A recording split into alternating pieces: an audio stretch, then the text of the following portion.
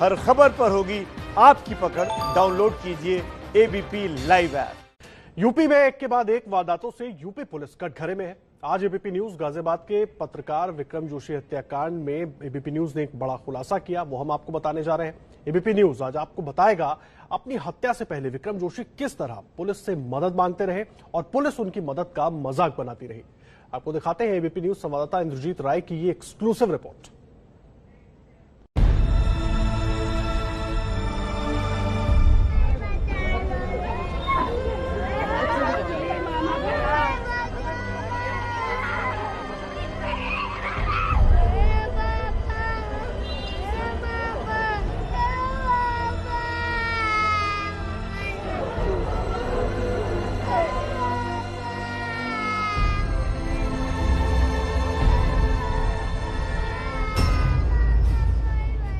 गाजियाबाद के पत्रकार विक्रम जोशी की इस 5 साल की बच्ची को ऐसे नहीं रोना पड़ता अगर पुलिस ने वक्त पर कार्रवाई कर ली होती। गोली मारना है बस, जैसे इन्हें मेरे आदमी को गोली मारा, जिससे मेरे को तीर से निकाल दिया, ऐसे मैं करवाना चाहती हूँ। उसकी बीवी बच्चे भी तड़पे जरा, जैसे मैं तड़प रही हूँ।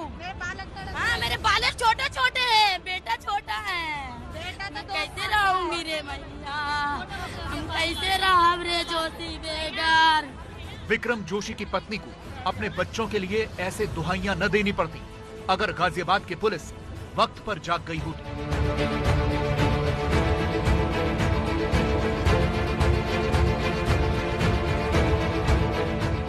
कलानिधि नैथानी साहब, आपके पूरे डिपार्टमेंट को नींद कैसे आ पा रही है? आपकी पुलिस मुंह कैसे दिखा पा रही है?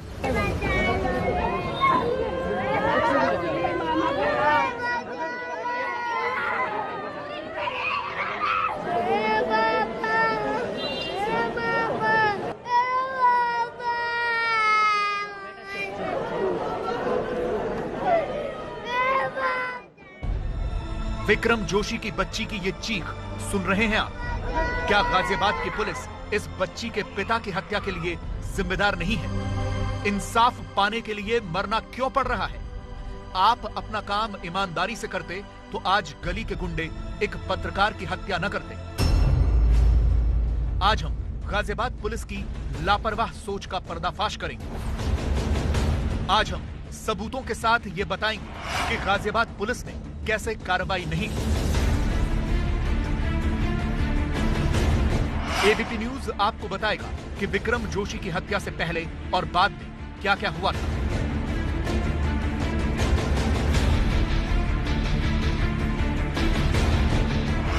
गाजियाबाद पुलिस का चौकी इंचार्ज कैसे विक्रम जोशी के फोन कॉल को टाल रहा था।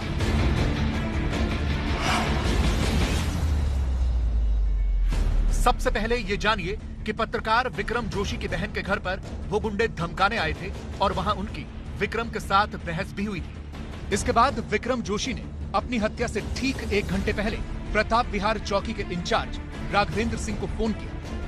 हेलो, आपकी तबीयत ठीक ना? भैया नमस्कार। हाँ जी। तबीयत ठीक है क्या? कुछ तबीयत ठीक नहीं है।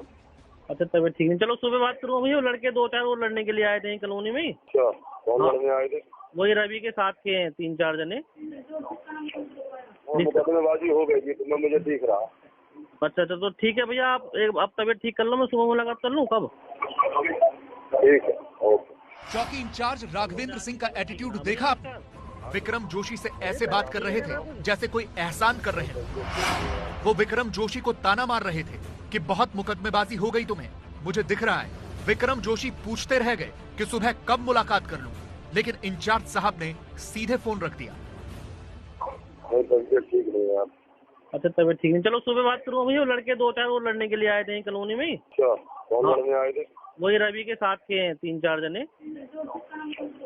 मुकदमेबाजी हो गई थी, मुझे दिख रहा। अच्छा, तो ठीक है भैया, आप तबीयत ठीक कर लो, मैं सुबह मुलाकात कर लूँ। कब? ठीक है, ओके। चौकी इंचार्ज को मेरे सामने कॉल करा था, उन्होंने कहा कि जोशी साहब मेरी तबीयत ठीक नहीं है, मैं आपसे सुबह संपर्क करूंगा। ये जवाब दिया। अगर उन्हें कार्रवाई नहीं करनी थी तो वो किसी और को भी भेज सकते थे, अगर उनकी तबीयत खराब थी तो। पुलिस ने अपनी खानापूर्ति के लिए चौकी इंचार्ज को सस्पेंड कर दिया है, लेकिन क्या ये काफी है? अगर चौकी इंचार्ज ने उस रात किसी और को भेज दिया होता तो विक्रम जोशी आज जिंदा होते, क्योंकि इसके बाद ही विक्रम पर हमला हुआ जब वो अपनी बेटियों के साथ अपनी स्कूटी से घर जा रहे थे। वही जगह है जहां गाजियाबाद के पत्रकार की हत्या की गई। इसी गली से रात को 10:26 पे वो इस गली से बाहर निकलते हैं। 50 मीटर की दूरी है जहां पे वो बर्थडे पार्टी चल रही थी, अपनी बेटियों के साथ वो थे। यहाँ से निकल के और वो मुड़ते हैं यहाँ पे। जैसे ही गाड़ी टर्न लेती है, इन पोजीशंस पे वो लोग खड़े थे, चारों तरफ से आते हैं, यहाँ पे ओवर पावर करते हैं और यहाँ पे उनको गोली मारी जाती है। यहाँ एक टाटा सफारी कार खड़ी थी, इस दुकान का सीसीटीवी चल रहा था और वो सारी तस्वीरें कैमरे में कैद हुई। इस सड़क पे तकरीबन 1 किलोमीटर की दूरी पर पुलिस स्टेशन है और तकरीबन 700-800 मीटर की दूरी पर इसी सड़क पे पुलिस चौकी भी है। जैसे ही बदमाशों ने विक्रम जोशी को गोली मारी, उनकी भांजी ने तुरंत विक्रम के दोस्त को फोन किया। ये फोन कॉल रात में 10:44 पर किया गया। फुरकान मामा यशोदा में गए, मामा को गोली मार दी है, जल्दी पहुंचो। पहुंच रहा हूँ। पहुंचो जल्दी। विक्रम गाजियाबाद में लोकल जर्नलिस्ट थे, उन्हें गोली मारे जाने की खबर तुरंत फैल गई। उसी रात को विक्रम के मोबाइल पर उनके संपादक का फोन आया, जिसे विक्रम के भांजे ने उठाया। अंकल जी, हाँ क्या बात हुई बोलो? विक्रम मामा के गोली मार की गई है। कहाँ विक्रम कहाँ है? विक्रम मामा पता नहीं, हॉस्पिटल ले गए हैं उनको। अस्पताल में ले गए हैं? अस्पताल में लेके गए। चलो मैं आकर मैं आ रहा हूँ। ओके। आपने इस बातचीत में सुना कि विक्रम का भांजा कैसे बुरी तरह से रो रहा है। इसी फोन पर विक्रम के भांजे से एक और आदमी बात करता है, जिसने खुद को फुरकान का भाई बताया। कहाँ पे हो? कौन? इमरान बोल रहा हूँ। कहाँ है विक्रम? देखा कौन भैया, आप कौन बोल रहे हो? वो फुरकान का भाई बोल रहा हूँ, छोटा। ये विक्रम मामा को अरे कहाँ पे ले गए हैं वो? कहाँ पे लेके गए हैं? पता नहीं कौन सा हॉस्पिटल है। पता भैया, पता नहीं।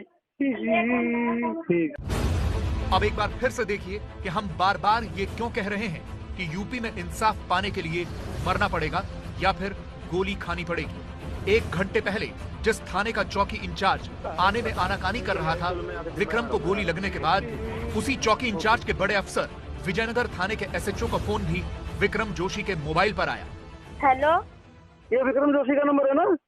हाँ, क्या बात होगी? मैं हॉस्पिटल में हूँ।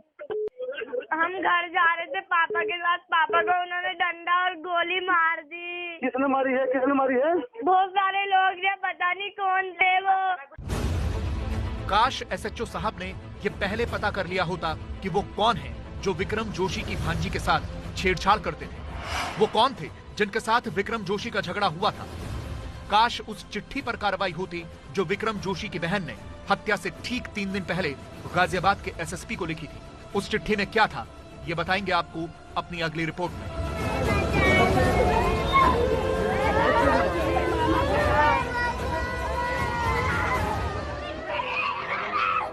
गाजियाबाद के पत्रकार हत्याकांड में क्या लापरवाही सिर्फ चौकी इंचार्ज की थी जिसे सस्पेंड कर दिया गया? क्या SSP कलानिधि नैथानी की कोई जिम्मेदारी नहीं है? वो भी तब जब विक्रम जोशी की बड़ी बहन ने उन्हें एक शिकायती चिट्ठी लिखी थी। ये चिट्ठी 17 जुलाई को लिखी गई थी, लेकिन इस चिट्ठी पर कलानिधि नैथानी ने कोई कार्रवाई नहीं की। तो दर्ज करा करके विवेचना करवानी चाहिए थी।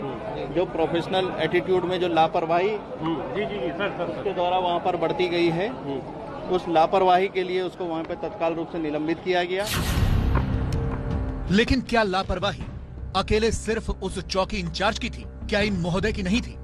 ये गाजियाबाद के SSP कलानिधि नैथानी हैं। इन्हें गाजियाबाद में बिगड़ती हुई कानून व्यवस्था को सुधारने के लिए भेजा गया था। इनका काम यह है कि ये गाजियाबाद के लोगों को सुरक्षित रखें, लेकिन इन्हें जनता की चिंता नहीं है। ये तो मंत्री जी के स्वागत में बिजी हैं। यहाँ गाजियाबाद के सांसद और केंद्रीय मंत्री VK सिंह का इंतजार हो रहा है और बड़ी ही बेसब्री से गाजियाबाद के SSP कलानिधि नैथानी अगवानी के लिए खड़े हैं। मंत्री जी की कार आई, दरवाजा खोला गया, VK सिंह बाहर आए और कलानिधि नैथानी ने तुरंत एक जोरदार सैल्यूट मारा। ये तो उनके प्रोटोकॉल का हिस्सा है, उन्हें करना ही है, लेकिन काश उन्होंने ऐसी ही बेसब्री विक्रम जोशी की हत्या रोकने में दिखाई होती। और ऐसा नहीं था कि कलानिधि नैथानी को यह सब पता नहीं था, उन्हें सब कुछ पता था। यह है वो चिट्ठी जो विक्रम जोशी की बड़ी बहन ने 17 जुलाई को एसएसपी कलानिधि नैथानी को लिखी थी। सबसे पहले ये देखिए कि इस चिट्ठी में विक्रम जोशी की बहन ने क्या लिखा था। सेवा में श्रीमान एसएसपी महोदय गाजियाबाद। प्रार्थना की पुत्रियां लगभग 9 बजे रात में घर के बाहर खड़ी थीं। तभी वहां पर अचानक से 4 लड़के रवि, छोटू और उनके साथ 2 अज्ञात लड़के आए और पुत्रियों पर गंदे गंदे कमेंट करने शुरू कर दिए। अश्लील हरकतें और छेड़छाड़ भी की। लड़कियों के भाई ने विरोध किया तो इन चारों ने उसके साथ मारपीट की। चारों लड़कों ने प्रार्थनी की पुत्रियों के साथ मौका मिलने पर रेप की धमकी दी और भाग गए। प्रार्थनी डरी हुई है कि कहीं ये उसे उठाकर न ले जाएं या कोई अनहोनी घटना न घटित हो जाए, इसीलिए इनके खिलाफ केस दर्ज किया जाए। अब बताइए कहां गुंजाइश रह जाती है। इस चिट्ठी में विक्रम जोशी की बहन ने साफ साफ लिखा है कि अगर कोई कार्रवाई नहीं की गई तो कोई अनहोनी हो सकती है। और ऐसा ही हुआ। गाजियाबाद के एसएसपी खुद इस बात को स्वीकार कर रहे हैं कि उन्हें ऐसी चिट्ठी मिली थी। इनका एप्लीकेशन जो पहले दी गई थी वो हमको मिल गई है, जिसमें छेड़छाड़ का आरोप लगाया गया था। तो फिर गाजियाबाद के एसएसपी कलानिधि नैथानी पर कार्रवाई क्यों नहीं होनी चाहिए? विक्रम जोशी की हत्या के मामले में कलानिधि नैथानी को सस्पेंड क्यों नहीं करना चाहिए? एसएसपी ने विक्रम जोशी की बहन की शिकायत पर क्या किया? क्या गाजियाबाद के एसएसपी ने लापरवाही नहीं दिखाई? एसएसपी के लिए अलग और चौकी इंचार्ज के लिए अलग नियम क्यों?